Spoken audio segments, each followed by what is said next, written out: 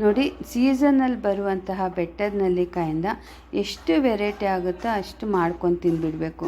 ಯಾಕಂದರೆ ಆರೋಗ್ಯಕ್ಕೂ ತುಂಬ ಒಳ್ಳೆಯದು, ಮತ್ತು ಸೀಸನಲ್ಲಿ ಸಿಗುವಂತಹ ನೆಲ್ಲಿಕಾಯಿಂದ ಮಾಡೋ ಪದಾರ್ಥನೂ ತುಂಬಾ ರುಚಿಯಾಗಿರುತ್ತೆ.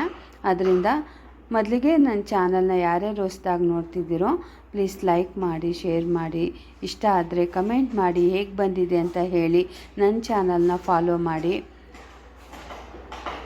ಇದು ತುಂಬ ಸುಲಭವಾಗಿ ಮಾಡ್ಕೋಬೋದು, ಮತ್ತು ಇಂಗ್ರೀಡಿಯೆಂಟ್ಸೂ ತುಂಬ ಏನು ಬೇಕಾಗಿಲ್ಲ. ಇದನ್ನು 8-10 ದಿನ ಆದರೂ ಸ್ಟೋರ್ ಮಾಡಿಕ್ಕೋಬೋದು, ಏನೂ ಆಗೋದಿಲ್ಲ. ನೋಡಿ, ನಾನೀಗ ಸ್ವಲ್ಪ ಅನ್ನಕ್ಕೆ ನೆಲ್ಲಿಕಾಯಿ ತೊಕ್ಕನ್ನು ಹಾಕಿ ಕಲಿಸ್ಕೊಂಡು ತಿಂತಾಯಿದ್ರೆ ಅಂತೂ ನೋಡಿ, ಕಲಿಸ್ಬೇಕಾದ್ರೆ ಬಾಯಲ್ಲಿ ನೀರು ಇರುತ್ತೆ, ಅಷ್ಟು ರುಚಿಯಾಗಿರುತ್ತೆ. ಸುಲಭವಾಗಿ ಮಾಡ್ಕೋಬೋದು. ಬನ್ನಿ ಯಾವ ರೀತಿ ಮಾಡೋದು ಅಂತ ನೋಡೋಣ. ಮೊದಲಿಗೆ ನಾನೊಂದು 1/4 kg ಅಷ್ಟು ನೆಲ್ಲಿಕಾಯಿನ ತೊಗೊಂಡಿದ್ದೀನಿ. ಅದನ್ನು ಚೆನ್ನಾಗಿ ತೊಳೆದು ಬಟ್ಟೆಯಿಂದ ಒರೆಸ್ಬಿಟ್ಟು, ಯಾಕಂದರೆ ತೇವಾಂಶ ಇರಬಾರ್ದು, ಅದರಿಂದ ಕಟ್ ಮಾಡ್ಕೊಂಡಿದ್ದೀನಿ. ಒಂದು ಬಾಣಲಿನಲ್ಲಿ ಸ್ವಲ್ಪ ಆಯಿಲ್ ಹಾಕ್ಕೊಂಡು, ಸಾಸಿವೆ 1 ಸ್ಪೂನು, ಮತ್ತು ಮೆಂತ್ಯ ಕಾಳು 1 ಟೇಬಲ್ ಸ್ಪೂನು, ಉದ್ದಿನಬೇಳೆ ಅರ್ಧ ಟೇಬಲ್ ಸ್ಪೂನು, ಮತ್ತು ಕಡಲೆಬೇಳೆ ಇಷ್ಟನ್ನು ಫ್ರೈ ಮಾಡ್ಕೊಳ್ಳಿ. ಸ್ವಲ್ಪ ಕಂದು ಬಣ್ಣ ಬರೋವರೆಗೂ ಫ್ರೈ ಮಾಡ್ಕೊಳ್ಳಿ.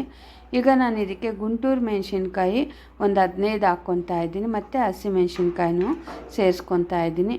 ಎರಡು ಹಾಕೋದ್ರಿಂದ ಸ್ವಲ್ಪ ಖಾರನೂ ಚೆನ್ನಾಗಿ ಹಿಡಿಯುತ್ತೆ, ಅದರಿಂದ ಇದನ್ನು ಸಹ ಫ್ರೈ ಮಾಡ್ಕೋಬೇಕು. ಈಗ ಕಟ್ ಮಾಡ್ಕೊಂಡಿರೋಂಥ ನೆಲ್ಲಿಕಾಯಿನೂ ಸಹ ಒಗ್ಗರಣೆಗೆ ಸೇರಿಸ್ಕೊತಾ ಇದ್ದೀನಿ. ಇದು ಒಂದು 50-60% ಫ್ರೈ ಆದರೆ ಸಾಕು, ತುಂಬ ಕಂದು ಬಣ್ಣ ಬರೋವರೆಗೂ ಫ್ರೈ ಆಗೋದೇನು ಬೇಡ. ನೋಡಿ, ಈಗ ಎಲ್ಲ ಮಿಕ್ಸ್ ಮಾಡಿಕೊಂಡು ಫ್ರೈ ಮಾಡ್ಕೊಳ್ಳಿ. ಈಗ ನಾನು ರುಚಿಗೆ ತಕ್ಕಷ್ಟು ಉಪ್ಪನ್ನು ಹಾಕ್ಕೊತಾ ಇದ್ದೀನಿ. ಇದಕ್ಕೆ ಸ್ವಲ್ಪ ಉಪ್ಪು ಜಾಸ್ತಿನೇ ಹಿಡಿಯುತ್ತೆ, ಹುಳಿ ಅಂಶ ತುಂಬ ಇರೋದ್ರಿಂದ. ಮತ್ತು ಒಂದು 1/4 ಚಮಚದಷ್ಟು ಅರಿಶಿನ ಸೇರಿಸ್ಕೊತಾ ಇದ್ದೀನಿ.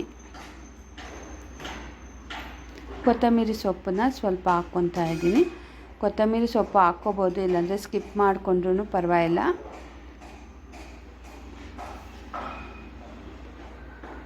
ಈಗ ಇಷ್ಟನ್ನು ಗ್ರೈಂಡ್ ಮಾಡ್ಕೊಳ್ಳಿ.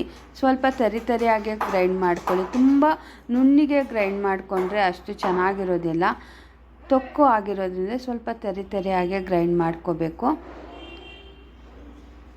ಇಷ್ಟೇ ಫ್ರೆಂಡ್ಸ್, ತುಂಬ ಈಸಿಯಾಗಿ ಮಾಡ್ಕೋಬೋದು. ನೋಡಿ, ಸ್ವಲ್ಪ ಆಯಿಲ್ ಹಾಕ್ಕೊಂಡು ಒಗ್ಗರಣೆಗೆ ಸಾಸಿವೆನ ಹಾಕ್ಕೋಬೇಕು, ಮತ್ತು ಇಂಗುನ ಸ್ವಲ್ಪ ಜಾಸ್ತಿನೇ ಹಾಕ್ಕೊಳ್ಳಿ. ಘಮನೂ ಚೆನ್ನಾಗಿರುತ್ತೆ, ಟೇಸ್ಟು ತುಂಬ ಚೆನ್ನಾಗಿ ಬರುತ್ತೆ. ಈಗ ಒಗ್ಗರಣೆ ಆಗಿದ ತಕ್ಷಣ ಸ್ಟವ್ ಆಫ್ ಮಾಡಿಬಿಟ್ಟು ಆಮೇಲೆ ಫ್ರೈ ಮಾಡ್ಕೊಳ್ಳಿ. ಅದ್ರ ಬಿಸಿಗೆ ಫ್ರೈ ಆದ್ರೇ ಸಾಕು, ತುಂಬ ಫ್ರೈ ಆಗೋದೇನು ಬೇಡ. ನೋಡಿ, ಈಗ ನೆಲ್ಲಿಕಾಯಿ ಚಟ್ನಿ ರೆಡಿ ಆಗಿದೆ. ತುಂಬ ಸುಲಭವಾಗಿ ಮಾಡ್ಕೋಬೋದು. ಸರ್ವ್ ಮಾಡ್ಕೊಂಡು ತಿಂದರೆ ಅಂತೂ ತುಂಬಾ ಚೆನ್ನಾಗಿರುತ್ತೆ.